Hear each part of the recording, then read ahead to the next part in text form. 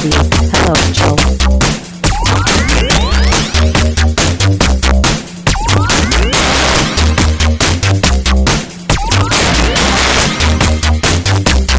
It's time to game classy. Technology getting in the way. Number one, I order you to take a number two. I always feel like someone's recording me. I ain't got no privacy. Whoa. Crap.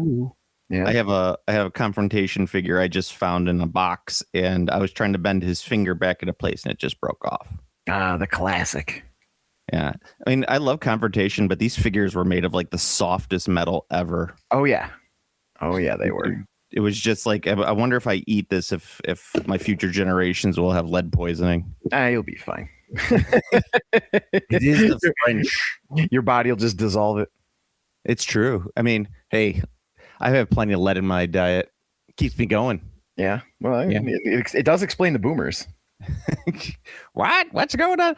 I think the boomers all kind of suffer from mild effects of what I like to call the serial killer triangle, which is different than the real official serial killer triangle, which is like harming animals, bedwetting, and setting fires. Mm-hmm. My official triangle is heavy metals poisoning, undiagnosed traumatic brain injury, and severe psychological and physical abuse. Yeah, that sounds about right. I think that cocktail created the boomers. That seems fair. Pretty much right there. Yeah, it does explain why they're all kind of the way they are. Yeah. I maybe cable television. I could put that in there as well. I could just lump all of abuse into one because that goes into the undiagnosed brain trauma, and then I'll put cable television as a third leg on there because you mean cable news, right? No, just cable television. I don't think boomers had kind of the networking in their brain to handle as much information and entertainment as was given to them. I see. I figured that would be mostly due to the 24-hour news cycle, but no. It's an overwhelming sense of just being bombarded with information and entertainment. See, our generation, we grew up with that, so our brains were able to scaffold and handle it when pornography came out on the internet. I see. So that's why we were like, oh, pornography, this is great. We can handle this because we can handle the input on a lot of that. I mean, some people can't, of course. I mean, this is not a blanket statement, but we're mostly able to handle that while boomers are not able to handle the amount of pornography that's available to them. I see. Okay. Yeah, that's my triangle of boomer craziness is those three things: heavy metals poisoning, physical abuse, and cable television. Okay. Interesting. Yeah. Physical and psychological abuse, which they suffered growing up. All right. Mostly undiagnosed brain trauma. I'm not joking. I think that's a serious issue. You might be right. From what they're learning about CTE, the thing that football players get. Yeah. It's that even 1 to 2 concussions can cause irreparable harm to your brain. Yeah. You don't want to get concussed. And I think about all of these boomers who are just like, I fell off the swings all the time. And I'm like, it explains so much. And they're like, I was fine. Why did kids need a bike helmet? I fell off my bike all the time. And that makes sense. Actually, and that's like my one boomer thing is that I'm kind of excited to see kids riding around without bike helmets. Like, good. Stick it to those liberals. Can't wait to see this kid crippled for all of his life because he decided to fucking try to pop a wheelie outside the 7-Eleven to look cool. I mean, I think that's good in all honesty. I'm not being facetious. Screw the liberals. Childhood traumatic injury that ruins their entire life is very funny. I agree. I also think that it's character forming. That's right. A little bit of brain damage, a little bit of paralysis. It just builds character. I think a little bit of brain damage, that builds an interesting person. Overall, interesting person. Hey, everybody, welcome to Game Classy. I'm your host, Joe, and with me is always my co-host, Steve. Hello. We actually have Gen Con news. We do have Gen Con news, and no Games Workshop news on my end. I don't know about you. No, it's all other stuff. Exactly. I was kind of excited because I'm like, God, I don't have to talk about Warhammer for a change. No Games Workshop news. It's all news about other stuff. I mean, the biggest news, of course, is Dungeons and or Dragons. Are you talking about Dungeons and Dragons saying, oh no, Wizards of the Coast going, hey, Magic sets that go to other places that are not Magic are doing really well. What if we did it for Dungeons and Dragons? Yes, exactly. Yes. So Dungeons and Dragons has announced 2, at least so far, of like what do they call it? Worlds Collide? They're going straight up Universes Beyond. Universes Beyond. Okay, that's what Yep. Worlds Collide was, an old DC crossover with Milestone. Yep. Yeah. But yes, they're doing World of Warcraft and Star Wars. Yeah,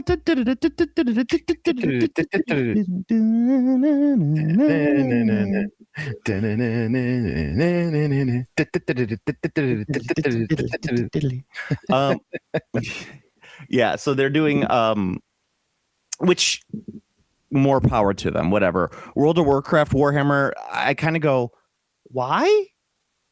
I think like is it something that's absolutely necessary? Well, World of Warcraft is just Warhammer. It's just Warhammer. It's just Dungeons and Dragons. Yeah, I'm not sure on the I guess the big gimmick for the World of Warcraft one is that you're actually going to be able to convert your WoW character into D&D. Oh, that's fun. I mean, you could pretty much do that anyway, but no, I mean, like they're gonna do the abilities and powers to go 1-to-1 with like the WoW ones. So like, you know, like if you play like a Life Bloom Druid that has that like heal over time effect that like when it expires it does like a big heal and shit, or you can keep it going or keep the heal rolling. They're going to somehow implement that in D&D. Question: I haven't played World of Warcraft since I think my back accident, when I was like high on painkillers and just playing World of Warcraft because I could do nothing else. Mm-hmm. So that puts it back to like 10 years ago. Yeah. Are there any new classes in World of Warcraft? The newest one that I knew of was Monk. I actually don't know. There's got. So we got Warrior, Hunter. I just want to know in comparison for D&D. Yeah. So you got Warrior, Hunter, Priest, Mage, Monk, Demon Hunter. Demon Hunter. Demon Hunter's a new class. I don't remember Demon Hunter. Oh, Evoker, Demon Hunter's from a while ago. Yeah. I don't remember Evoker either. Evoker, I don't know. Paladin, Rogue, Shaman, Druid, Warlock, and Death Knight. Yeah, Death Knight is definitely Death Knight's from Wrath of the Lich King. Yeah. I'm just trying to think of like porting a new class over to D&D is a huge thing. And in the grand scheme of things, I think the one thing that really changes Dungeons and Dragons is when you introduce new classes, because D&D does not introduce new classes. Look at like when Artificer got brought over, it I don't want to say broke the game, but it definitely was a titanic shift in how the game was played. Yeah, I mean they made a class that can do everything in D&D. Yeah, like that was what they did with Artificer, because you can literally make your Artificer to fulfill any role. Yeah. I also assume that they're gonna bring the WoW mechanics to D&D in things, so they'll probably actually have like warriors that force tank and stuff. Like, yeah, that'd be cool. Because 5th edition does not have that. Like there's still nothing that stops the DM from just like running past all of the like high HP characters and just murdering the squishy guys with goblins. I mean, that would be a smart way of doing it. Didn't they do something like that in 4th ed? Yep, 4th edition. You mean the perfect edition of Dungeons and Dragons? Yes. I like how you have gradually evolved into 4th ed being the perfect edition. So it's because what it is, it's not my perfect edition of D&D, but 4th edition is, and I've said it before, and I've said it a long time ago, it's the game of Dungeons and Dragons the way people actually play the game. The problem is it held up a mirror to the player base, and they did not like what they saw. That is what happened. A fantastic metaphor. So what you're saying is D&D 4th is a spite edition? Yes. It's like the designers were like, look at yourselves, you disgusting. Yes, this is how you play our game, and this is what you complain about our game not having the rules to be. Now we made the edition that you actually want, and you're all butthurt about it. And you're butthurt about it. Yep. That's literally what it is. And the funny thing is I still think 4th edition was a really bad edition, but I get what you're saying. Yeah, in terms of like how people actually play the game, it makes sense. Because 4th edition, if you had a tanking class, they had taunts. They forced dudes you forced the enemy to attack you. The wizards very specifically had like an AOE and or direct I remember that. Yeah, you could build an AOE wizard where like your wizard was just gonna fucking like absolutely like chunk like shitty mobs like in big groups. And then like you also could build a super single target damage wizard. Like it was the game that people were basically building their characters for, and it just gave rules behind an engine behind it. It's a great dungeon crawl. Wouldn't it be funny if the World of Warcraft, Universes Beyond is actually just 4th ed? I mean, I'm expecting to see a lot of 4th edition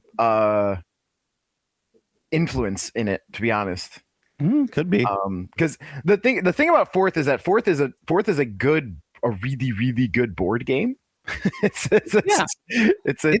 If you use it for a dungeon crawl, it's fine, because that's what all the that's actually what all those D&D board games use. Yeah, they all use 4th ed. Yeah, and it works great for those games. It's exactly what you want when you're playing a game that is very intent on having precise putting because there are abilities like the warlord had abilities that like pushed dudes, so you could have you'd run up and be like, I want to you could collect like the minions and like push all the minions into one spot, and then the wizard can nuke them. Like it is made for that kind of gameplay. So aside from the World of Warcraft, they also announced in 2027 they're doing Star Wars. I only play Star Wars role-playing games. What's that? I only play Star Wars role-playing games. Classic. So this is kind of fun because, as we know, actually, I looked it up. Edge Studios says that it still has a Star Wars license. And they actually released a statement saying it is that they have not lost the license, even though D&D is putting out this book. So I also looked up the fact that I was like, didn't Wizards used to have a Star Wars game? And they did. Yeah, they had multiple. I forgot about it. They had the Star Wars, what was it called?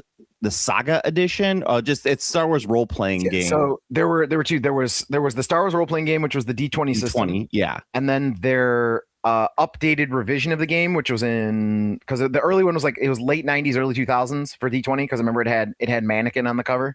And they did the Saga Edition, which was revised somewhere later in the later 2000s, like heading towards like 2010. So like, I don't know, like I think the original was like 2000, and then the revision was like 2008, give or take. And that was the Saga Edition streamlined the rule system. From my point of view, Western Games is evil. That's right.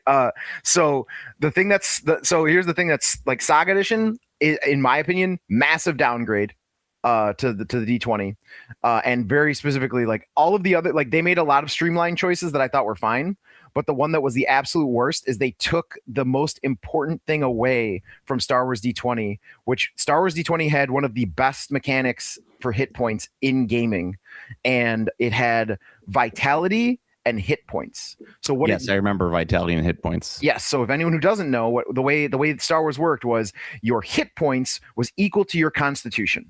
So if you had a constitution 12, your character has 12 hit points. Then in front of that is your vitality. And your vitality is the thing that goes up per level, the thing you roll your hit dice for, and then when you quote unquote take damage, it reduces your vitality, which means that you're not taking damage. That's like for all the scenes where there's like laser blasters, like when you see like Han Solo getting shot at, but he's not actually getting hit, because everything in Star Wars is lethal, right? If you get hit by a fucking blaster, you die. Like it's just like Star Trek. Like you get hit by a phaser, you were fucking dead. There's not a like, oh, I tanked it. I don't know. Leia got hit by a blaster on Endor and she didn't die. Well, yeah, you know what I mean. Like if you get a good shot, like it's over. Like things in Star Wars, like weapons in Star Wars Anakin are very lethal, right? Yes. A lightsaber cuts your fucking head off, kind of thing. So the way it works is that your vitality gets reduced. When your vitality goes down, you then start taking damage to hit points. Hit points means you're actually getting fucking hit. So in that case, you could survive a blaster because the blaster does D8 and it does 8 damage and you have 12 hit points. It won't kill you, but you're going to be fucked up because you're almost dead, right? And you get to hear your players say, oh no, my vitality. Also true. And then the thing that was the coolest about this is that critical hits bypassed vitality. So rather than criticals doing a bunch of extra damage or anything like that, when you score a critical, you immediately deal damage to hit points. So that let you build for example, there was a Jedi build where all you did was stack feats to try and lower your critical rate. So you basically made like a perfect duelist. So you'd fucking run up and you'd be like, one lightsaber slash, oh, it's a critical, straight to vitality, you're fucking dead. Like it does, I do 23 damage. Like, okay, yeah, you just, congratulations, you just killed Yoda. Yeah, so I thought that was fantastic. I love that. And that was only in the D20. That was not in the Saga system. Yeah, I mean, the problem was that Saga system was coming off after a massively popular version from West End that had existed for like close to 20 years at that point.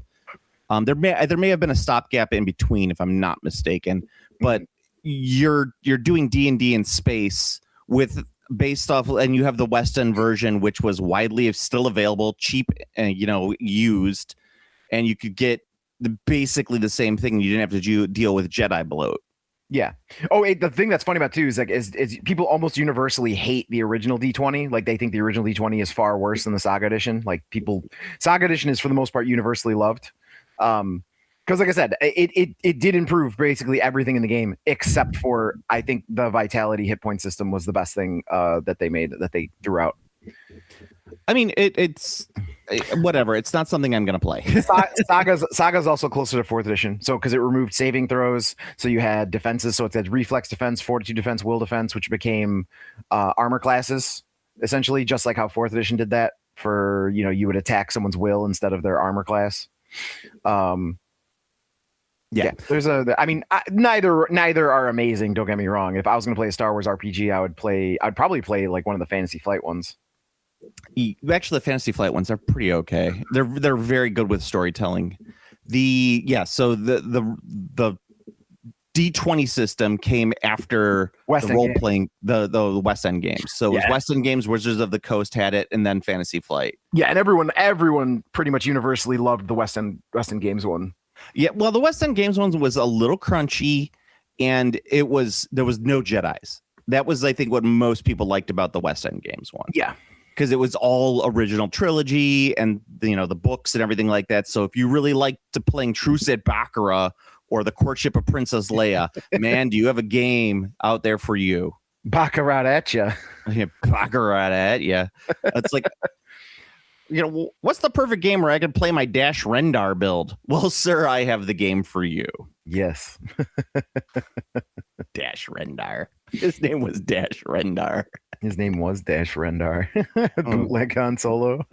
Timu Han Solo. Timu Han Solo. I like Dash Rendar. He was fun. He was made because they couldn't use Han Solo, so it makes sense. It was like when Bo and Luke Duke had their cousins come in because Tom Wopat was having contract negotiation issues. It's awesome.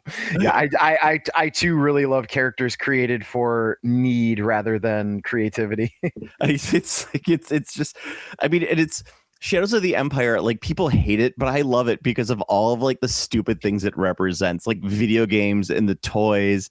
And there was a CD soundtrack put out for the book. I was like, this is everything that I kind of love about Star Wars put into one.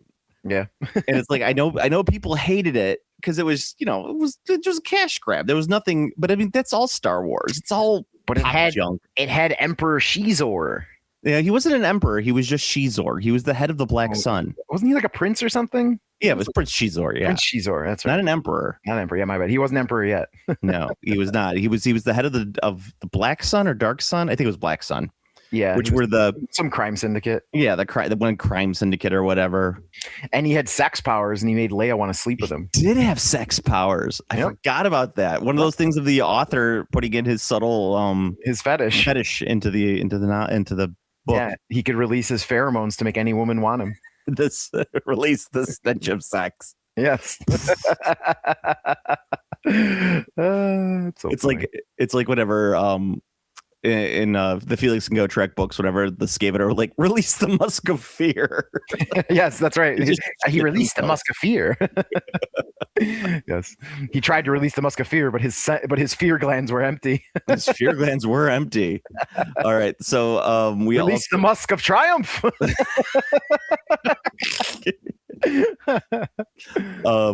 But also in between there, we talking about regular Dungeons and Dragons. They're releasing Dark Sun and Greyhawk. Yeah, and the big thing about Dark Sun though is that it is going to be an 18+ book.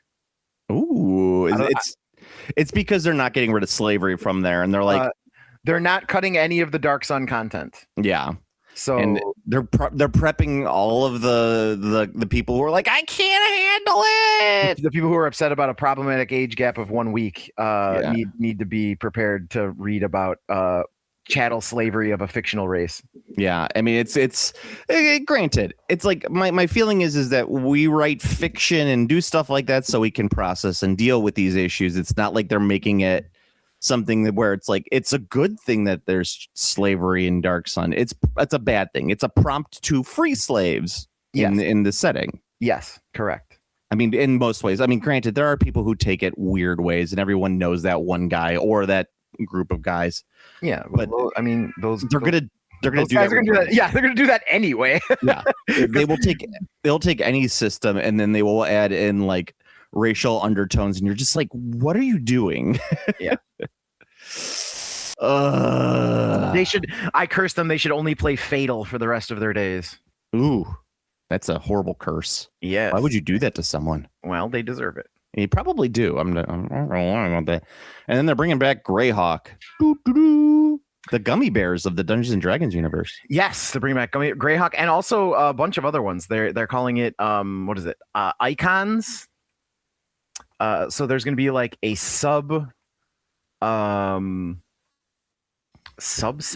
I don't know what it is. It's going to be called the Dungeons and Dragons Icons line. Ooh. And what that's going to be is the that's going to be the member berries series. So it has Margaret Weiss, Tracy Hickman, R.A. Salvatore, and the guy heading it up is Joe Manganiello. Oh, that's nice. Manganiello. Manganiello, that's what you say? Okay, Manja. I'm going to have a lasagna. He played Deathstroke in the Snyderverse. Ooh. He's also a werewolf on True Blood. That's true. I know that one. Okay. I like the guy who just says Vampire Bill. Vampire Bill. Vampire Bill. Vampire Bill. Vampire Bill. What are we gonna do about this? What are we gonna do about this Vampire Bill? He's on For All Mankind on Apple TV, which is I recommend if you haven't watched it. No, you did. That wasn't your Rex. I do want to watch it. Yeah, it can get a little soap opera-y, but it's still like the sci-fi alternate history, and it's pretty cool. I like soap operas. Yeah. So it's gonna feature adventures and stories set in Greyhawk, Dragonlance, The Legend of Drizzt. So Gygax. That's Forbidden Realms. Yes, but Forgotten Realms. It's going to be specifically Drizzt shit because it's going to be R.A. Salvatore. So Drizzt shit. Yeah, I don't know. Not for me. But yeah. So you think that they shit white? I don't know why, but I think like dark elves probably when they shit white. Do elves shit? I mean, I would imagine so. Or do they have a Superman thing going on? I mean, if they have a butthole, they shit. Oh, you know what? Okay. Here's what I think. I think that they poop out. Have you ever seen like the old, really desiccated poops in like a dog poop that's like been around for forever and it's like turned white like a stone? Well, that's because old dog food used to have bone meal in it. I see. Interesting. Yeah, that's why it was white. Okay. Interesting. Yeah, but I get what you're saying. That's what I'm saying. Like, that's what I'm thinking. Like dark elf shit is. Yeah. So their poop is probably. So my guess is that they poop very infrequently. Okay. Their bodies, because they live for so long / immortal, their metabolism has to be incredibly slow, which means that they likely process their food, extremely efficiently. So they probably take a poop like once a month, and it's probably a very I don't know what that would look like, but like a very, very processed poop. So it would probably be mostly devoid of any kind of like color or anything. So, isn't there that one Dungeons and Dragons author who goes like really far into the lore? Like he tells you exactly what dwarf breast milk tastes like. I don't know, but if he does, that's based. I love that guy. I can't remember his name, but there is a guy who does that. He's just like, you ask him any question, he will tell you. That's awesome. Yeah, that's interesting. I don't know. But anyway, back to what we were talking about. I know. I'm pretty sure Lord of the Rings elves don't poop. Well, I mean, do they have buttholes though? That I don't know. Tolkien never went that deep into his lore. He didn't. Well, I mean, I'm sure Tolkien knew. He thought about it. He just didn't write it down. As far as I'm concerned, biologically, if you have a butthole, you poop.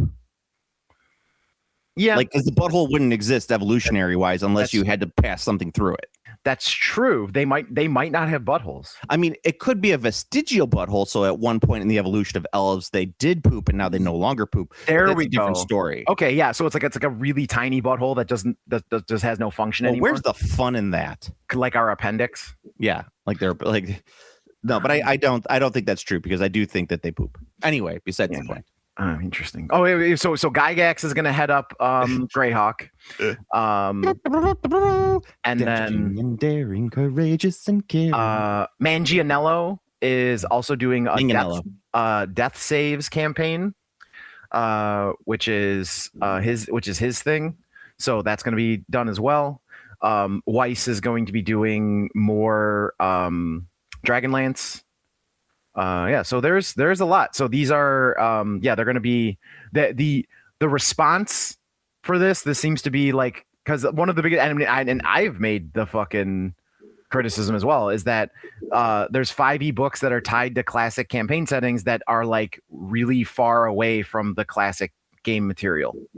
Yeah. Because that was amazing. It's like, why are you doing Dragonlance if you're not gonna do Dragonlance, right? Mm-hmm. Like that's the whole point. It's like, what the fuck are you doing? Because like, like they tried to make what's her name, the god in the villain in Dragonlance, who's distinctly not Tiamat. Yeah, this Dragon Queen, I think is just what it's called. Or not Dragon Queen. It's Takissis. Yes. Takissis. Yeah. So like they tried to make Takissis Tiamat. And Margaret White, like, it was so funny because Wizards was like, yes, Takissis is Tiamat. And then Margaret Weiss was like, no, she fucking isn't. like Takissis is absolutely fucking not Tiamat. Like, absolutely not. And it was like, oh, okay. I guess cool. Like, because I'm gonna trust the author on this one. Yeah. Also, Takissis spends a lot of her time as a hot, half-naked lady, which Tiamat does not do. Yeah, I kind of figured out how TSR is kind of bungling everything with Dungeons and Dragons. You mean Wizards? Yeah, I'm sorry. TSR did also bungle everything with Dungeons and Dragons, but I think that's a different conversation. Yeah, they bungled everything just because they were running basically. They did the same routine that Cool Mini or Not did, and it just caught up with them. They didn't really bungle it so much as it was just like modern economics. And their way that they were handling stuff. No, I think that Wizards is really just screwing everything up because what they need to do is they need lore, and they have it, but they don't do anything with it. Right? True. So it's like you have these D&D characters that everybody knows. You have Elminster, you have Dritz, you have Caddy Bree. You have all of these famous characters, right? Vecna, the Lady of Pain. Vecna, yes. Sure.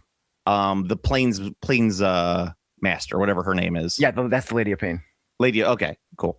The Lady of Pain, yeah. So you have all of these great things. You have Jarnathan. And you're not they don't do anything with the characters.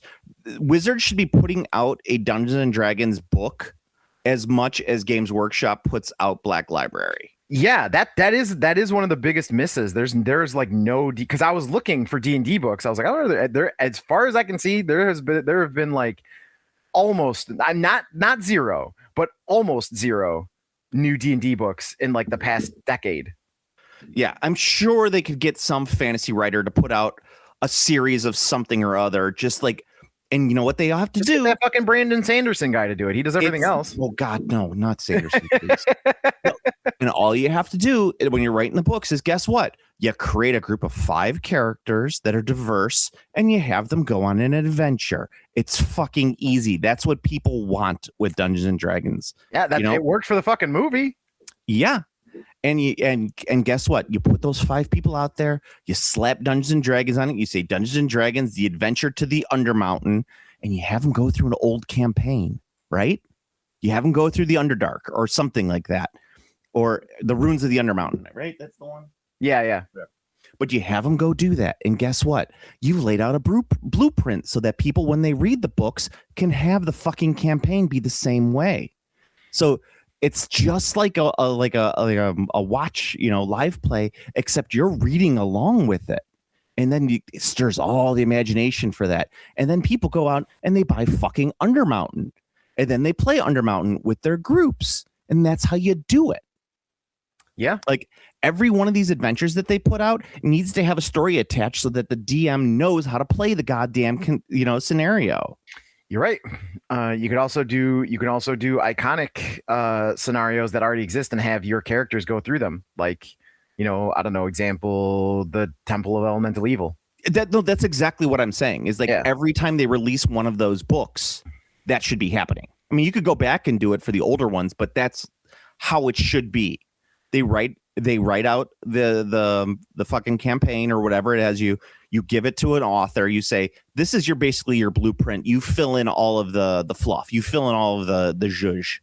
Mm-hmm. And that's how it happens. Like, you ask the guy, okay, what's the story beat here? It's like, okay, well, where's the main story beat? What's going to be the thing that's going to get the group's attention? Okay, this part right here. Like, they're crossing a bridge and a fucking dragon comes up. Okay, this is going to be the epic part of the story that I'm writing, because that's what the dungeon master should be doing for his campaign. Mm. And guess what? People are going to read those, and then they're going to go buy the campaign because that's what they want their team to do. And even people who read the campaign and learn what's going on are going to want to do it, because I have learned something of younger people. Younger people don't want to be surprised. They want everything laid out for them. True. Like they do not care that it's spoiled that on that bridge the dragon's going to fly up. They're expecting that and they want that. Yes, true. So it's like the same thing. It's like people go through Curse of Strahd numerous times because they know what's happening. Mm-hmm. They love it. They want it. No, that makes sense. Yeah. But anyway, I agree. I think that is absolutely one of the things they're leaving on the table.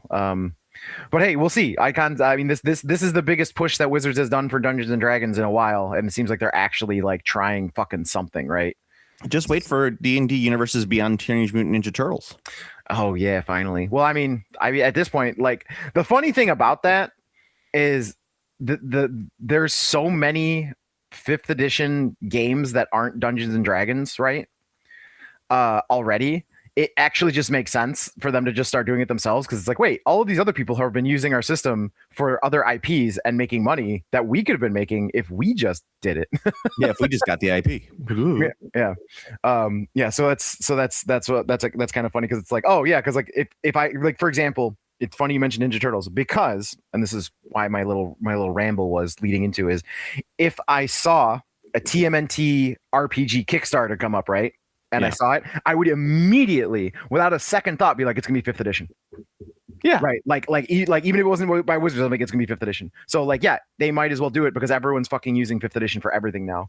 And I actually, speaking of 5th edition, I've got, after we cover the rest of the news, I want to talk a little bit about Nimble, but carry on. Oh yes, and then Star Wars, and then so Icons as everything. I think that was all the Icons ones. The only thing I wanted to mention was that on the timeline that they put out, they had partnered content, and one of the things on the partnered content was Vampire the Masquerade, which is debuting a new edition. Yes, and that's Vampires on. They actually dropped that collab already, because it's beyond exclusive for that. Vampire, but then also, yes, Vampire the Masquerade 6th edition, which I wanted to talk about. They were a brand new, which is funny that they did that, because just this week I stopped by the Half Price Books, one not too far from my house, and they had a full White Wolf collection, probably from 1st edition with the purple books. Oh yeah, you mentioned that. You think that someone died or someone had to have, because it dumped their entire collection. It was a beautiful White Wolf collection, but I don't care that much about that game to begin with. I mean, I would just have it for having it, posterity's sake. Yeah, just because like I have to save this, but I don't care that much about Vampire, so I was not going to get it. Mm. But yes, they are putting out a new Kickstarter for a 6th edition. I didn't even know they were at 6th edition. I would have, if you would have asked me what edition Vampire's on, I probably would have said 4th. They don't. It's because they don't. It's kind of like Call of Cthulhu, where you only really know the edition when they announce the new edition, and then they don't. Then well, because it's like they say like Call of Cthulhu 11th edition is coming, and you're like, okay, cool, it's 11th edition core book. But from that point on, they don't call any of the other supplements, like all of the new releases don't call back to the fact that it's in 11th edition, right? Yeah. They're just like, it's more Call of Cthulhu. They kind of like, they removed that, like the name of the game, subtitle, current edition. I've created a new designation for games like that, for like Call of Cthulhu, and I guess you can consider Vampire as well.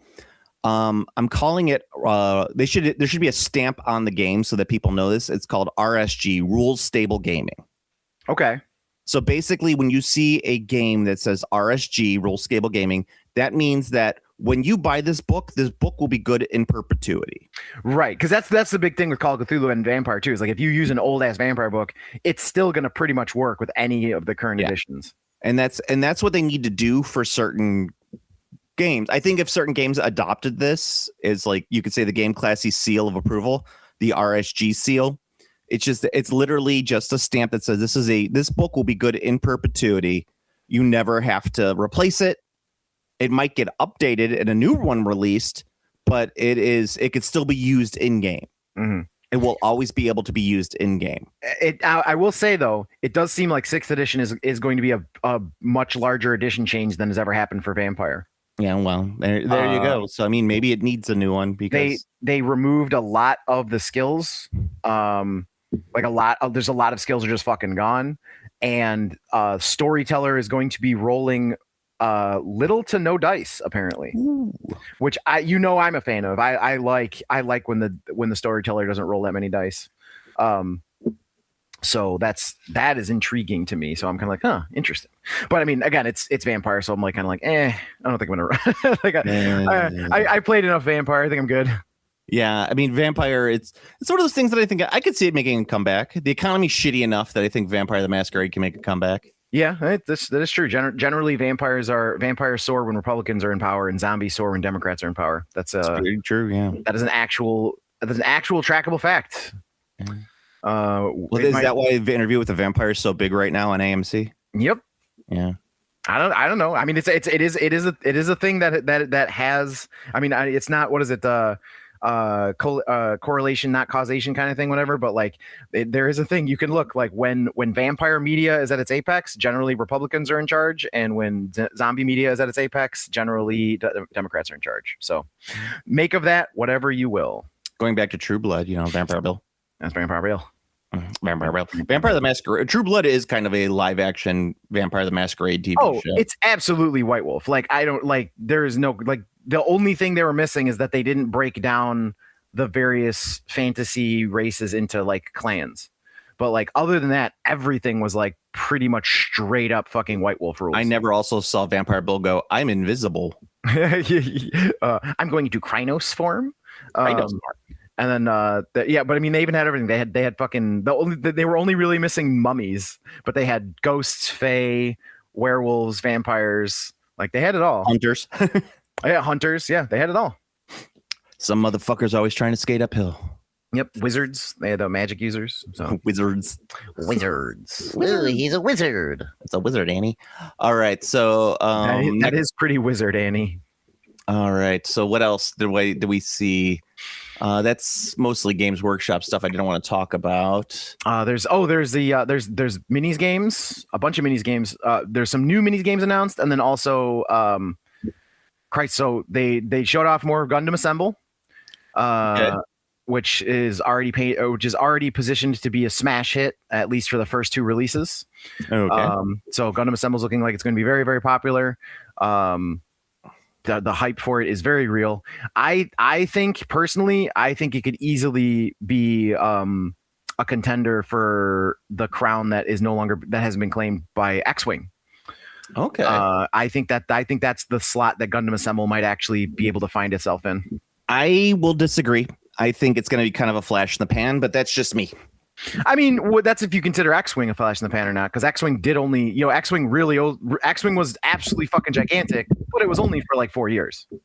I mean, I think 4 years is a long time in gaming. I'm saying, like, it depends on what your consideration of flash in the pan is.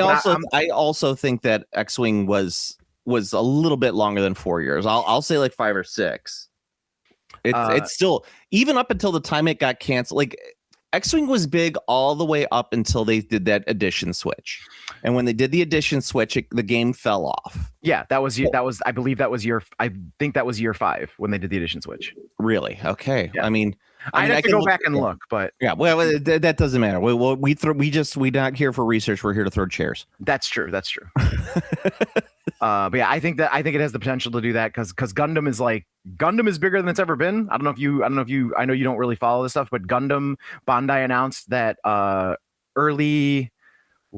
late last year, Gundam had eclipsed Dragon Ball Z in sales for Bandai, which is a Herculean achievement. That's like nothing has ever come close to doing that before, and they've actually passed Dragon Ball Z, which is fucking crazy. So like, yeah, Gundam is definitely soaring in popularity right now, so I can see it. Yeah. I think it's at least got 2 years. Yeah, I mean, I could give it. I might give you 2 years. Like 2 years to me is a flash in the pan. Yeah, I think it's at least got 2 years. We'll see if it does, because the figures are awesome. The figures are going to sell. That's the thing. It's like, will the game take off? Is the question. Like, I don't know if the game will take off. The figures are going to keep selling great. Like I will consider a game a success if it is what I'm going to bless you. I'm going to consider it called shelf stable. So like a shelf stable game is that any game where you go into the gaming store and you're like, they're still selling this. Yeah, I'm interested to see. Yeah, so like War Machine for years was shelf stable. Years it was shelf stable. What's the one with the top hats? I can't think of it.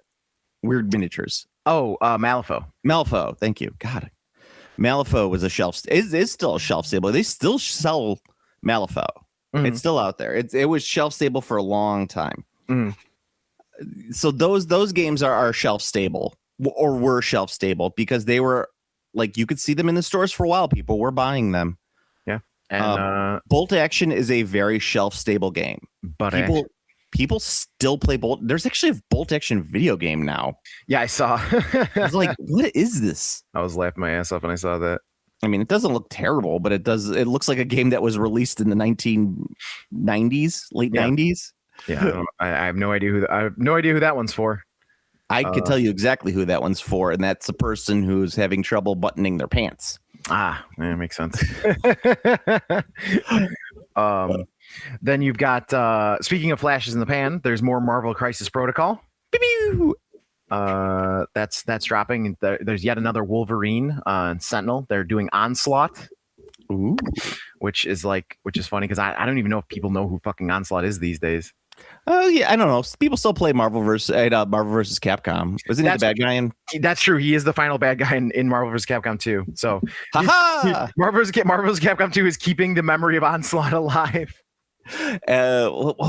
No, actually, you know what's doing a lot of heavy lifting on a lot of the old X-Men shit is the X-Men 97 cartoon. Oh yes, that would make sense. I actually need to watch that still. It's pretty good. I like it. I don't like it when it gets really slow, but when it's got the good action scenes, I'm all on board. I've pretty much heard nothing but complimentary things about it. So it's really funny how well they stay attuned to the old 90s yeah, I guess you could say crossovers, but the events like Extinction Agenda or the Phalanx Covenant, shit like that. Like when Magneto pulls out Wolverine's adamantium out of his bones, I'm like, that's for Fatal Attractions. And my son's like, what? I'm like, it's got a hologram on the cover. You want to see? Here's my copy of Wolverine number 75. I remember the holographic cover. That's when he pops the bone claws. I think it was X-Men 25. Yeah, because the bone claws popped out because Magneto pulled out his adamantium. He pulled out his adamantium. And then he had bone claws for some reason, which doesn't make any fucking sense. I remember, I think I told that to my buddy Kevin a while ago. Like when we were talking about Wolverine getting the adamantium pulled out, he's like, adamantium? Is that anything to do with the 80s pop band Adam Ant? I go, no, but this was early in the MCU, so it was before Ant-Man actually came out and Edgar Wright was writing it. And I said, but I guarantee you when Edgar Wright's Ant-Man comes out, it's going to include songs from Adam Ant. And sure enough, even though the movie came out without Edgar Wright in it, that an Adam Ant song is in there. Fantastic. So I was like, I guarantee you that was left over from his script. Fantastic. Wow, that was a long, stupid story that had been no payoff. Yeah, it But was anyway. funny. It was funny though. I liked It it. had its moments. I liked it. Okay, other stuff that's getting released. A new oh. edition of the One Ring. Yes, I saw that. Yeah, that's getting kickstarted, even though that only came out like 4 years ago. What One Ring I think is a similar to Call of Cthulhu style, so it should be just update your core books. Everything else is good. Yeah, rules stable gaming. Rules stable gaming. Yes. Did you also see that they're? I don't know about this game. Is it rules stable? Is it rule stable? You can see the store owner. Damn you, Game Classy, and your seal of approval. That's right. I don't know if this is rules stable. They smell the book. Smells real stable to me. I don't know about the mouthfeel of this game. It tastes like spiky. Get that Neuromancer book out of your mouth. Get that nerd out of here. Did you see the preview for Neuromancer? I did. I was like, this needs more talking about ice. Ice protocols. It needs more talking about ice, and it needs more naked holographic women. Yes, very true. Atomic Mass Games is they had a convention exclusive Boba Fett. And the only reason I know this is because my friend who's obsessed with Boba Fett is like, do you think you know anyone who could get me one of these? I'm like, no, I really don't. What else? Infinity's dropping a sports game. Oh, Infinity Sports. Yeah, it's called Hexadome. Yeah, Hexadome. It's the board is a bunch of hex cards, and it's a fucking sports game. It's got like. Is that the game that they play in Starship Troopers? Oh no, but Pyramid Ball. That's what that was. But it should be. Pyramid Ball. Let's go. I mean, it's definitely got your Infinity style miniatures, which are miniatures that are boosted by incredible paint jobs. Yeah, I mean that's mediocre sculpts that are really sold through the paint job. Yeah, super good paint jobs. And then Catalyst is making Catalyst, the purveyors of BattleTech, is producing and wood bases that you can get at conventions. But aside from that, yes, is making a My Hero Academia miniatures game. Is that still a thing? That is so it just recently finished. Okay. So it's still got a lot of cachet because it's still like, it's very like, for the damn Wiener kids here just finished watching it, and they were like very like they loved it, and it just recently ended, so it's still got a lot of people interested in it. But the big notes is that it's a pre-painted game. That's fun. And the figures are big. Okay. Like they're I think they're closer to like Inquisitor scale, not quite as big as Inquisitor scale, but because of that, because they're bigger, they don't look like shit, even though they're pre-painted. Okay. So I was kind of like, oh, okay, because they basically kind of look like I'd say they're at the level of you ever do like a Bandai blind box PVC toy? No, but I know what you're talking about. Like they don't look like fucking garbage, right? Like they look like they're painted fine. Like the colors are where they should be. You don't have guys with like eyes not painted. They're not WizKids paint jobs, right? Yeah. That's what I'd say that's the level these appear to be at.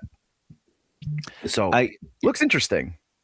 Yeah, I'm wondering because now 3D colored resin is like it's becoming a thing.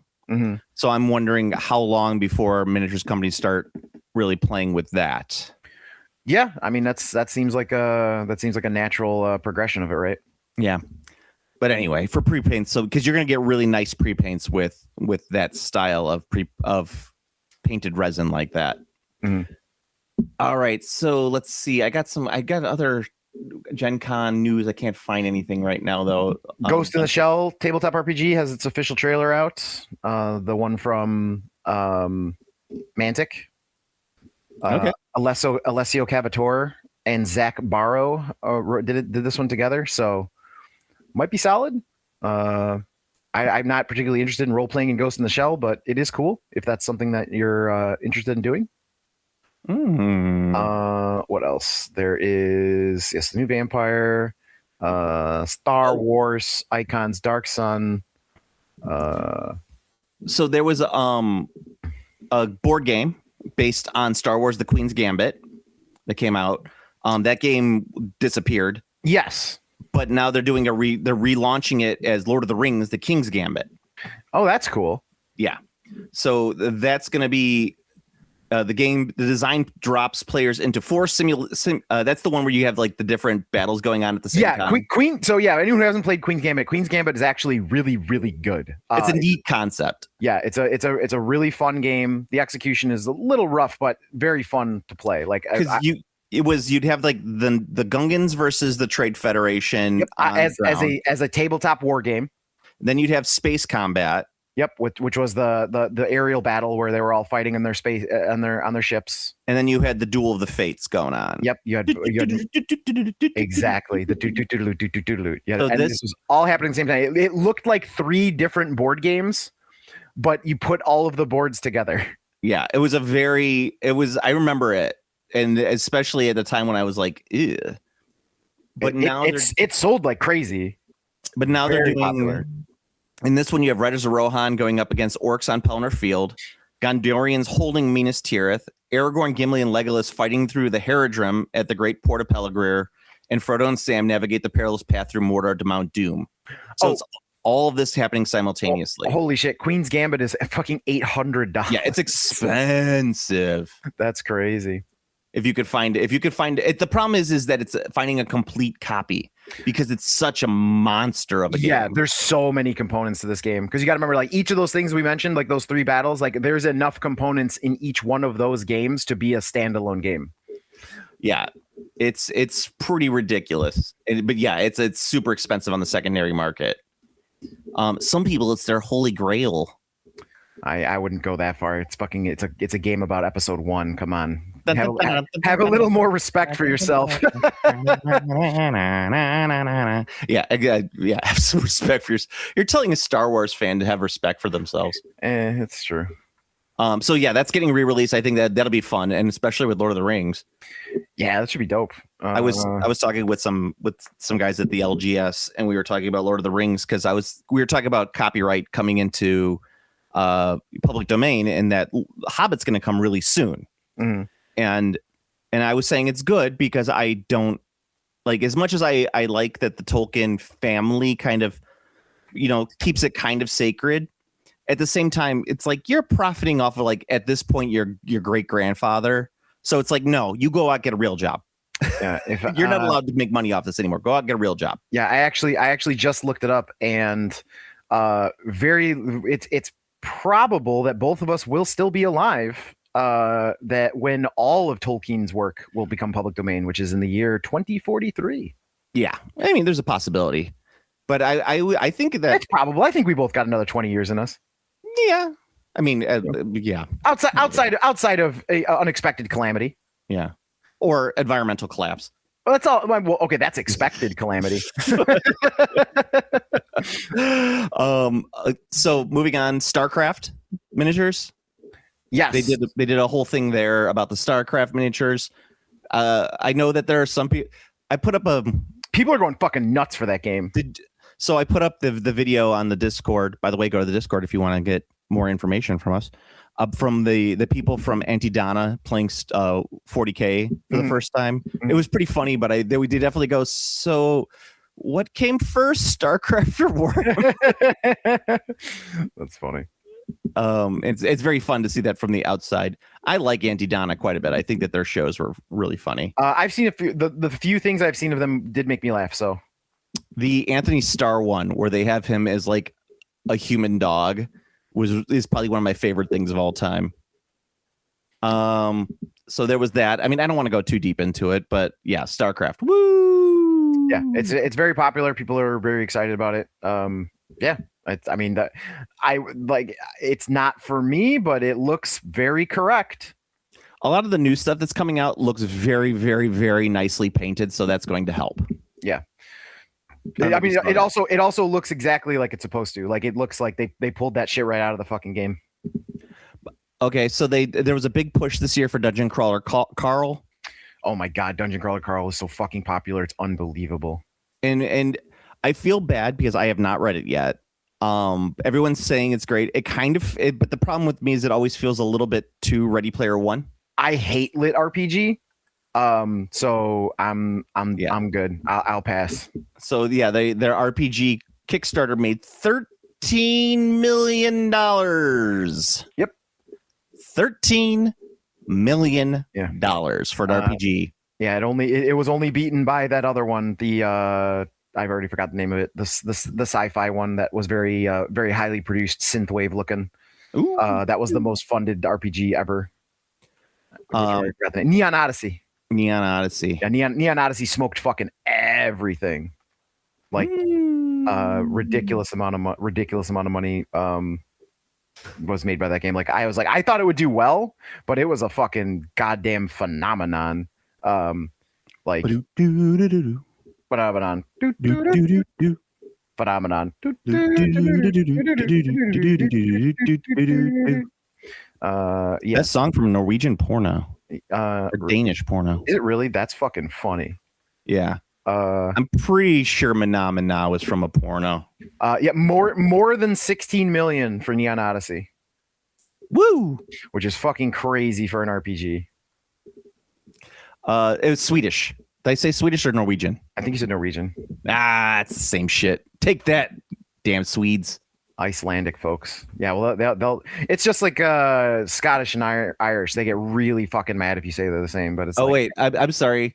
It's an Italian film about Sweden. Oh. It's from an exploitation documentary film about the wild sexual activity and other behaviors in Sweden. The song accompanied a scene in the film set in a sauna. We're going to see if these tacos are as good as they are back home. Where is the banana? That fucking cracks me up every time. I just like to see the Italian director who directed it. Let me see. Swedish Taco Night. Swedish Taco Night. Luigi. Oh man, this last name is not a good name for a porn director. Scattini. Scattini. Oh man. Well, I mean, if it was Skeet-tini, that'd just be busting shooting ropes. Yeah, Scattini's a different thing. That's true. We don't want that one. No, not for me. I could just see him like sitting there smoking, like fucking prudish Swedes. What are you doing? Why you're going in the sauna? That is nothing. It's not Italian. There's no love in that. You're just getting naked. But anyway. Yeah, I blame Sword Art Online for lit RPG. It was the start. It came out in 2002, so we have Sword Art Online to blame for fucking Dungeon Crawler Carl. Lit RPG, literary role playing game. Yes. It's basically it's a fantasy story where the mechanics of the role playing game are at the front and center of the lore and the story. So like a character will literally be like, I don't have that ability. I need to level up to get it. Like a character will say that. You are correct. Sword Art Online. Yeah. It was the first one, 2002 to 2008. Did you write this Wikipedia article? It's fucking dog shit. No, I hate Sword Art Online. Although Sword Art Online does have one of the funniest lines that people like forget is it's a canon line. This is a real line from Sword Art Online. It was cut from the anime, but the line is 2 years worth of semen made a glopping noise as it flowed endlessly into Asuna. I like to remind all Sword Art Online fans that is an official piece of canon lore from their favorite Blorbo show, and their Blorbo show sucks. That's all. That's how I feel about most anime, but whatever. I mean, it's most media. I mean, yeah. Like anime is the same as every other form of media, where most of it's fucking hot trash. I've said, I think I may have said this on the podcast before, but I'm a very open and understanding person when it comes to a lot of media and stuff like that. I'm never one to poo-poo something, like a full genre. I might poo-poo a show or be like, you like that? You like the monkeys? But I'm not going to be like, oh, like fairy porn is dumb as like I don't really give a shit. Whatever gets your whatever knocks your rocks. Yeah. But every once in a while with anime, like I'll see someone who like talks about anime, and I'm just like, I make that like Homelander face, like I do that when I see people talking about Star Wars really hard too. So it's kind of like, Yeah, I mean, yeah, it's very it. similar. Yeah, I get it. yeah, especially like modern day Star Wars, when we're like, the Acolyte's the greatest show ever, and I think it was really unfair what people did. I'm just like looking at you like a Homelander, just going, yeah. That disgusted look. Okay, so one thing else I did want to talk about, it came up, but remember Dystopian Legions? Yeah. So Armored Clash, which is like, I guess their like tank game that they have, their land-based game. Okay. I did not know this, but they replaced they used to have tokens for infantry, but now they've put like little 10mm guys on there, and they're super cute, and I love it. And I'm kind of like, this is adorable. More people should be playing this knockoff. Oh, I see. They're tiny little guys. Tiny little guys. Yeah, I like little it. Guys. Ooh, I like that they're on square bases too. They have square bases, and they got look at like the new ones that were just released were the Crown Raj, and they got little turbans. It's like, oh, that's fun. Yeah, look at the little guys. You got a little turban. Look at these little guys that nobody's ever going to paint and play. That's true. But yes, I think very true. I think it's really adorable that War Cradle is doing this, and more power to War Cradle, because I think they're doing some good stuff. They're fighting the good fight, unless I find out that they're super racist. I'm just like, No, didn't they buy it? Didn't they buy it from Super Racists? Yeah, I don't know if they bought. No, they didn't buy that from Super Racist, because it Wild was West Exodus. That's Wild West Exodus was the Super Racist game. Yeah. That's when they bought from the Super Racist guy. Yeah, I mean, like, I'm not gonna go super racist. I think he's just par for the course racist. I guess at this point, par for the course is what I would consider super racist. So you're I mean, it's this I'm saying is like, it's not really super racist when you look at the average. Yeah, that Overton window has been drug real far. Exactly. Yeah. Don't like, super racist to me is like literally clan at this point. Yeah. like that's the level you have to get for like to be super racist in America, because of just the level of racism that exists. You're right. Anywho, so let's go. So other than that, for Gen Con, I wanted to go past that and just talk a little bit about some 40K stuff, or some Games Workshop stuff. Do it. Total War 40K got their release date. Where's it at? I just had it. Oh, fudge. Well, Total War 40K looks very exciting. I think it's awesome that we're going to get both Dawn of War 4 and Total War 40K in the same year. That's really cool. I'm excited about both of those games, so I will play both of those games. And they will work very differently. So they won't even be remotely similar, like not even close. You know what's I actually started playing every so a little bit. I started playing Warhammer Mark of Chaos.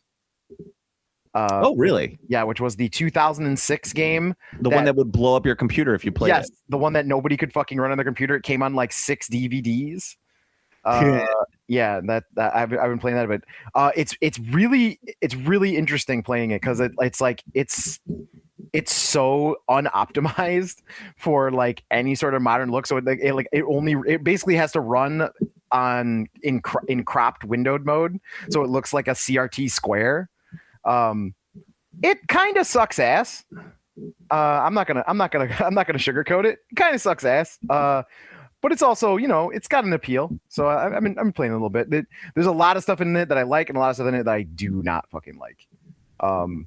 But the biggest thing is like the game is mostly like about the like characters. Like characters get so OP, there's like almost no reason to care about the infantry, because like your character can just carry the entire game. Oh, here's what it is. They're debuting the gameplay on August 26th at Gamescom. Ah, okay. Yes. So they're finally showing like how the game is going to be playing, how that's all going to look, and everything like that. So goobers like you will get real excited about that. No, I usually don't follow the news unless someone shows it to me, and I'm like, yay, because like I love Total War. I do love Total War, but I just don't. I still don't follow the Total War news unless it happens to like pop up or someone shows it to me, because I just wait, because the way I interact with Total War is like I'll load up my game for the weekend session with Damas.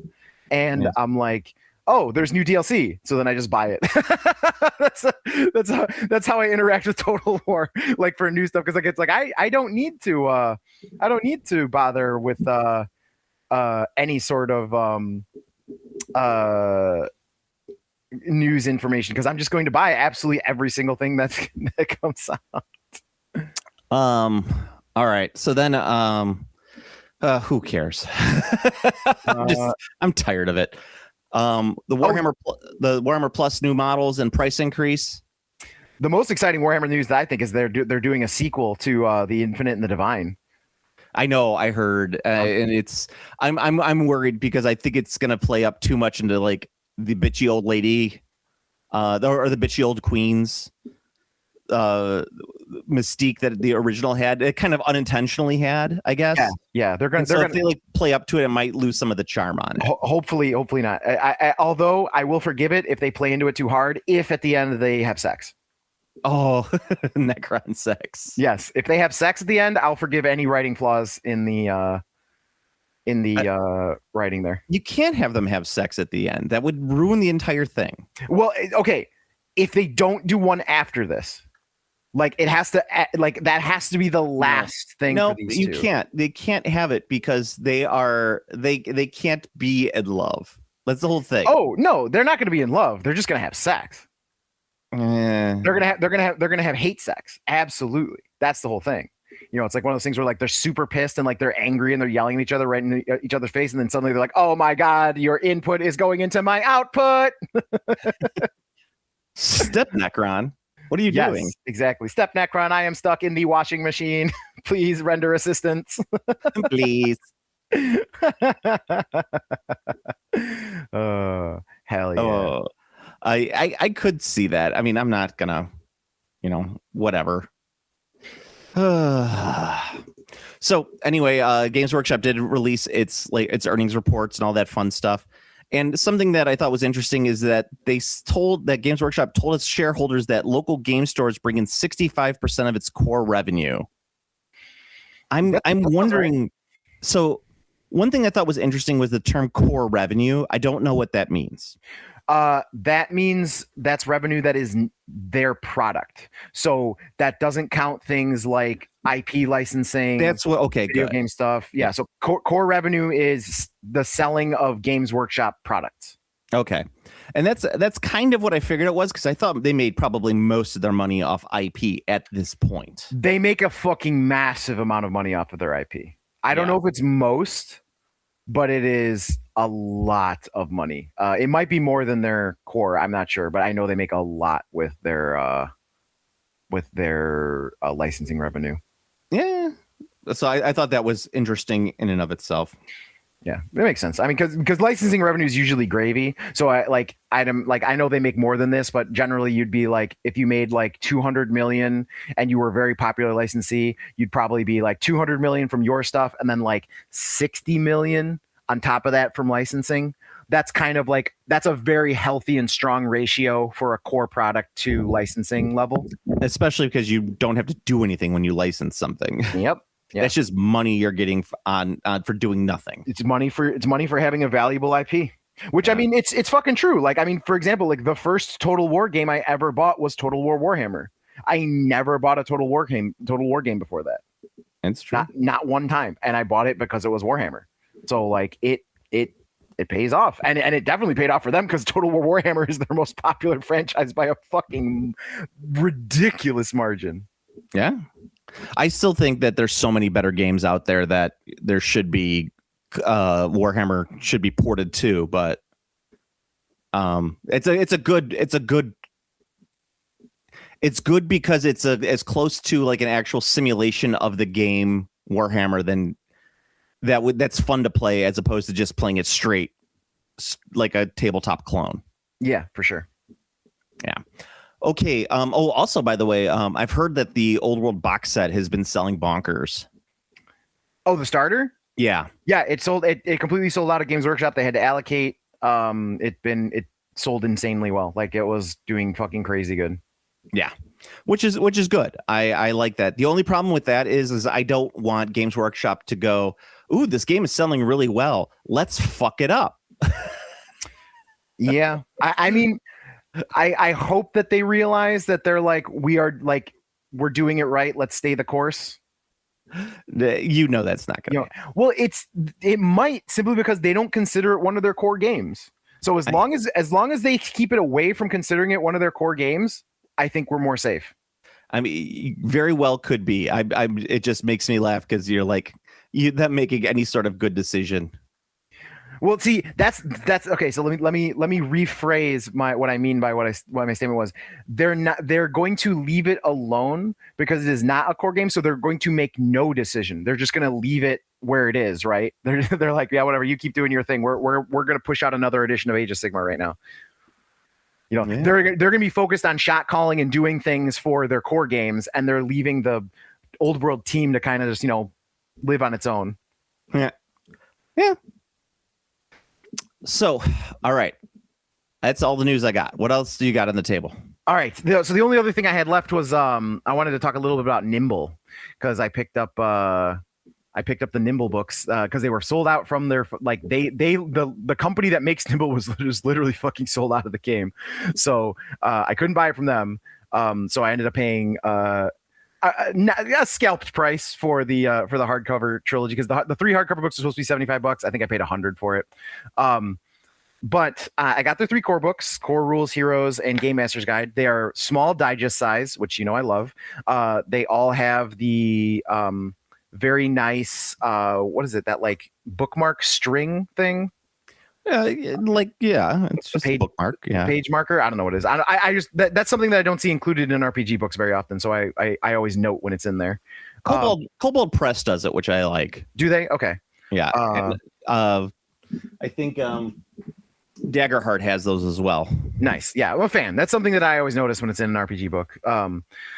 So big fan. And so what Nimble is it is a standalone game. Like you do, like because it's a 5th edition hack is what it is.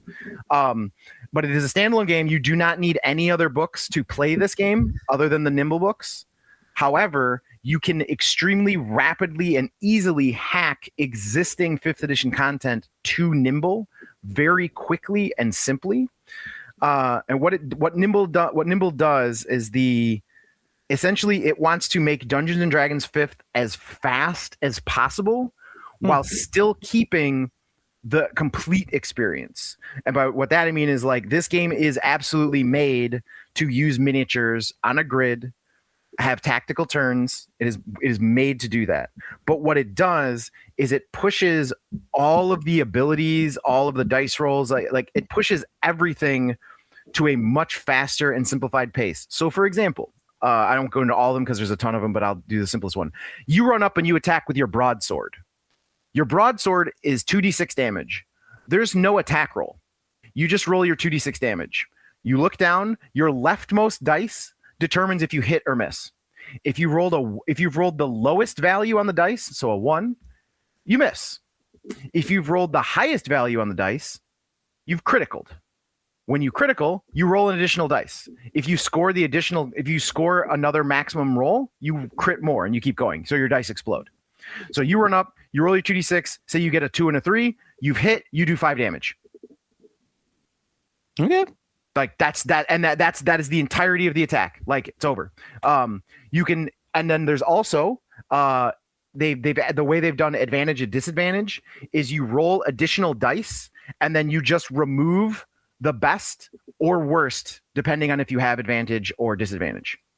Yeah, okay, that makes sense. So it's like, oh, you're rolling with advantage with your broadsword, so you're rolling 3d6 and you roll, say, a 1, 2, and a 3, you get rid of the 1. So you hit and you do 5 damage. And then say if you get disadvantage, you remove the 3. So you have a 1 and a 2, your attack misses. Super simple, super fast, very dope. I'm really looking forward to actually like getting people to run a game of this because I really think that I can get, because I have some people who I know, my sister included, who like really like the concept of role-playing games, but they definitely do not like the rules of role-playing games. Yeah. So getting this set up seems to be exactly what I'm looking for because, and the other big thing is stats they no longer have derivative numbers for stats. So like instead of having a strength score of 18 and that translating to a +4, your character would have a strength of +4. And when you increase your stats, you increase the modifier. You only fuck with modifiers. So when you make your character, you literally get an array of modifiers. So you can go, I'm choosing the balanced array. So you're getting a +0, +2, +2, +1. So you can set them however you want. You can choose. I'm choosing the min-maxed array, which is a +4, a +3, a -1, and a -2. So like they have that set up so you can pick whichever kind of character you want. You put the modifiers down and you're fucking done. Like you never need to worry about like you also eliminate one of the awkward stats. I hate awkward stats, and that's something that's only matters because of like past second edition is what made stats awkward. Because in second edition, if you have a 17 strength, you are definitively better than having a 16 strength, despite the fact that it doesn't change your modifiers necessarily. But because when you need to take a strength check, you can roll a 17 or less instead of a 16 or less. So it tangibly makes you better at strength checks in second edition rather than future editions. So what this one does is just takes that away. There's no such thing as an odd stat. So like 13, yeah, it doesn't fucking matter. You're at a +1, -1, +0, whatever. Super big fan. I'd say check Nimble out. I think the rules are the PDFs are very inexpensive if you were interested in that. And they have a free sample thing if you want to take a look at the basic rules. But yeah, it's super cool. Big fan. Strongly recommend. They have a taster version of it for $5 for the PDF. It's got a very quick like how to hack 5th edition using Nimble, and it has all, it covers all the story beats. They've also removed some of the stats. There's only strength, dex, intelligence, and willpower. Oh, okay. So willpower rolls in wisdom and charisma. And then spells are super simple. They also use mana points, which I really like. So like you're only limited by how many mana points you have. So the super strong spells cost more mana. So you're not limited. You don't have to keep track of like spells per day and spell levels per day. It doesn't fucking matter because your 10th level spell, it doesn't fucking matter that you need to remember, oh, I only have one 10th level. No, your 10th level spell costs like, 8 mana. So you can only cast it once per day or whatever because you only have 10 mana, things like that. Yeah, okay. There you go. So I recommend Nimble. Give it a shot. All right. That sounds good. One last thing I wanted to talk about before we finish up is something that's not quite launched yet, but it's a Kickstarter that I'm part of. Oh yeah. It is here, let me pull this up so that way I can say this correctly. So my friend Nick, who I don't know if you were actually at the game that he was at. He's a D&D player that I work with. He's a theater person, writes a lot of he's a playwright and things like that. He's actually doing a Kickstarter for a not radio drama. It's not like quite the right word, but it's more of like a podcast / radio drama. It's called The Third Crypt. It's going to be coming out soon. Looks really cool. He asked me to do some guest voices on it. Cool. So I will definitely be promoting that when it drops on there. It looks really fun. I'm not part of the regular cast because how that goes. But I am doing some guest voices for That's him. Cool. Yeah. So I play some dwarves and stuff like that. And I'm like, how do you want me to play this? Do you want me to play this like an old Scottish man? And he's like, I don't have any ideas yet, Joe. Just calm the fuck down. I probably shouldn't even be talking about it yet. It's really cool though. Sweet. So that's awesome. I'll actually probably contact him and say, can I talk about this on the podcast? He'll probably say, no, not yet. I'm like, oh, goddamn. So this might all get cut. Oh, no. So wait, hold on. All right. So I know where to cut in just in case. Yeah, so, you got a big gap. So if you hear me saying, oh, I know what to cut just in case, you know that I cut something. You cut something very mysterious. But we'll see. I'm going to the Flashback Horror Weekend in like an hour, so I gotta get going anyway. Good old Flashback Horror Weekend. That's let's see who's gonna be there today. The fun guests. I think Henry Thomas, of course. David Arquette's gonna be there. Ooh. Marley Shelton, Dermot Mulrooney. It's like it's all Scream people. Yeah, I think they made a fucking 7th Scream recently. I did. I just saw it. Is it good? The scariest thing is Courtney Cox's plastic surgery. Oh, spooky. Yeah. I mean, there was a couple fun kills, but I mean, it wasn't that great. I see. I liked Scream 5. That was the one I really liked. I think Scream 6 was not as good, and Scream 7 was just meh. But I see. I think Scream 4 is underrated. I think Scream 2 is way more fun than we gave it credit for. Scream 3 is really dumb, but it's not terrible. Okay. Yeah. Let's see. David Naughton's going to be there. American Werewolf in London. Woo, Werewolves of London. Charles Band is going to be there, of course, because he's got nothing better to do. Steven Weber is going to be there. Oh, Mr. Weber. Yes, from Wings and the Shining TV miniseries. The Shining. Do you want to get sued? Yeah. I was. Did you ever watch Curb Your Enthusiasm? I've watched a lot of it, but I have not completed it. Okay. I think it's like season 10 or something like that. Steven Weber plays an oyster shucker. And I think I was going to get him to sign an oyster shucking knife just so I could say this is signed by my shucker. I like it. Yes. Willie Cat's going to be there. The Greatest American Hero. Oh, I didn't know he was still alive. Yeah. Tom Atkins is going to be there, of course. Tom Atkins is always everywhere. Yeah, exactly. Dick Warlock's going to be there. Classic. I'm trying to think, see who else is there. Anyone that interesting? No, most of the big stuff's going to be for Scream. And Sunguli, of course, is going to be there. Mm. I went to a friend's house. I don't know if I mentioned this, but I went a newer acquaintance that I did a show with, and she and her husband had like thousands of dollars worth of pictures from conventions. Like I'm talking like I know the cost of some of these, and I'm doing the math in my head, looking at them, and I'm like, oh my god, there is probably close to $20,000 worth of pictures. Damn, in this basement. Damn. Yeah, it's very cool, but there are a lot of them. And I told her, I go, you know, I only have pictures. I've only paid for pictures with two celebrities in my life, Sven Gulli and Joe Bob Briggs. Oh man, those are some bangers. I know. And I'm relatively happy. You know, if like those are the only two that I ever buy, those are the only two that I ever want. Yeah, I've got my small selection of the ones I did at the Star Trek convention. Oh yeah, there's some Star Trek ones I might like, but I was very pleased to get my my Renee Auberjonois, and I got Michael Dorn. Who else did I get? I got LeVar Burton wasn't there. I wish I could have gotten LeVar Burton. True. I got Tom Paris with Tom. I wish the Tom Paris collectible plate existed at the time, so I could have gotten a picture with him holding it. Because Tom Paris collectible plate. Tom Paris collectible plate, because I absolutely would have loved to do that. We got one with Quark.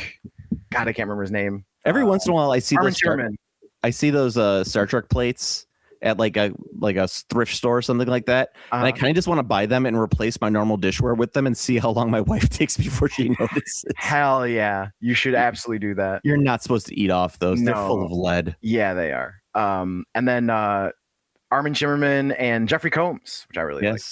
Yeah, it's actually funny. I think I might have already mentioned it, but you know, the Star Trek Magic the Gathering set is dropping. That's the next one coming up. Very hyped for it. And one of the cards that's causing a lot of schisms right now is there's a alternate art for Shield, which is $100 commander card. So this is the first reprint for the card. So people were very annoyed because the art on it is Benedict Cumberbatch as Khan. And people are mad that they're mad that it's Benedict Cumberbatch as Khan, because Shieldred's abilities for Khan are very odd when they could have just chosen the Borg Queen because she's right there. It would have made more sense for her too. So that's an odd choice for it to be Khan. Sure, that one, I'll give you that one. But there's a lot of people who are dogging on the art, and they're really, really dogging on the art. And I actually think that they are idiots, specifically because the reason that the art looks the way it looks, and I'm not even kidding. Like if you look it up, just look up Khan Magic the Gathering card, and you'll see the art. It looks like a perfect 1-to-1 Star Trek plate. Ooh. Like if you look up the art, let's see, Khan MTG, let me see what brings it up. Yes, if you look up Khan MTG, it'll be, the card is called Khan Engineered Evil. And if you look at the art on Khan Engineered Evil, it is a fucking Star Trek plate. It straight up is. Like it has a kind of like glamour headshot of Benedict Cumberbatch as Khan. And then there are several scenes from the film illustrated behind him. Like it is a fucking Star Trek plate. So like, that is kind of a Star Trek plate. Yeah. Yeah, it totally is. Like, I mean, I'm looking at the Hamilton Collection TNG Horda episode plate, and like it's fucking straight up right there. The only difference is the only difference is there's more than one character because you got to have Spock on there as well as Kirk. Yeah, I the only thing I don't like about this is that it is Benedict Cumberbatch, and I'm going to be honest. Yeah, should have been Ricardo Montalban. Sorry. So the one good thing about that is that they for this set, the J.J. Abrams shit is only on so magic cards have they have a thing called they have a sub sheet, I guess I would call it, and the sub sheet are cards that are like very rare alternate versions that are not cards from the set. So all of the JJ Trek is on a subset only. Oh, okay. So they are not so there is going to be a Ricardo Montalban con. Oh, that's good. So that's because all the JJ stuff is on this kind of product where it's kind of like the side, like a subset that's not, these are like, I guess I would call them chase cards. These are chase cards. So the actual con, there's going to be a Ricardo Montalban con. So don't worry about that. I just sent you my ideal of that card. Oh yeah, there we go. That's really good. You Bobby Hill, get off my lawn. That's actually hype as fuck. All right, we got anything else? That's it, my man. All right. So you could go to the Game Classy Facebook page. It's the best way to find the link to the Game Classy Discord, where we actually talk about stuff and link stuff and talk about stuff. And Steve talks about Babylon 5. Yes, I'm halfway through the new episode. It's The Quality of Mercy. Oh, not a bad one. It's a two-parter. Yeah. It's not as good as Zathras. Nothing's as good as Zathras. Zathras. It's not, now you understand Zathras. Now I understand Zathras. Yes. Yes. But yeah, I love my Babylon 5. I'm so excited that you're getting through. You're almost through the first season. Yeah, it's chugging through it. I think Quality of Mercy is like pretty close to the end. Yeah, it's in the high 20s. So yeah, I think that might actually be like the penultimate end of the first season. Oh, maybe. Garibaldi wanted to shoot a guy into space, but they can't do it because it's against the law. So they're going to mind wipe the guy. Yeah, because they can't kill him either. They're not allowed to legally execute him on the station. So the only recourse is to mind wipe him. Let me see. I'm looking this up. I'm sorry, everybody who finds this boring, but this is my Babylon 5 catch-up time. We love Babylon 5. Babylon 5 catch-up time. Joe's gonna look and catch up with Babylon 5. Dun dun dun dun dun. Yeah, it's the penultimate. It's this. Yeah, nice. It's almost because it's not the best one. Chrysalis, which is the season finale, is really good. Okay. Super pumped that you're going to be getting to that one, because like I would say that's almost probably the best episode of the season. Oh, that's exciting. I have to say, it's definitely been like the overall quality level of every episode has been very high. Yeah, and it gets better. Yeah, so that's the awesome. cool thing. That's awesome. Yeah.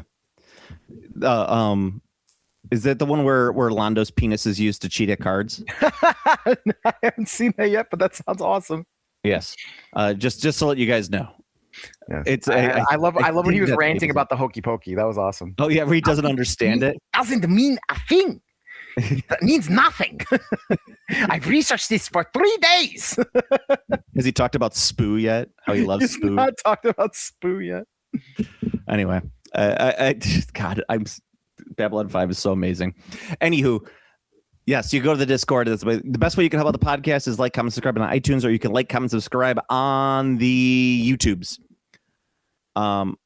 Yeah, the YouTubes comes up there every once in a while if I remember to put it up there. I don't know why people like it, but they do, so that's why I do it. It's because you can add it to your YouTube radio. I listen to most of my podcasts on there because the Google Podcast is gone.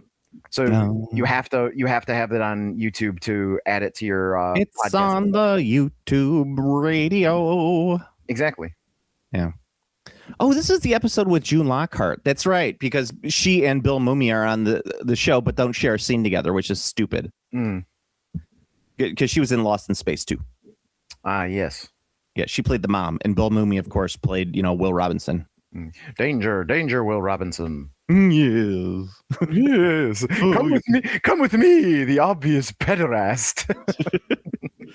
Hey, don't talk bad about the professor or Dr. Smith.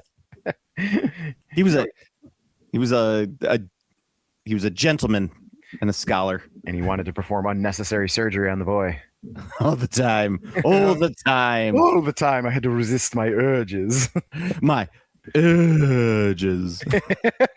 Danger, Will Robinson. Danger. Good stuff. Yeah. All right. So, Steve, until next time. You've recruited Burga, the gruff warrior, and you two head into the Adventurers Guild. You open the door. Burga lets out a strange sigh, and you look around and realize her reaction is, there's almost no one here. The Adventurers Guild should be full of adventurers looking for work or mercenary contracts, but no one is here except for a wizened old man sitting at a table.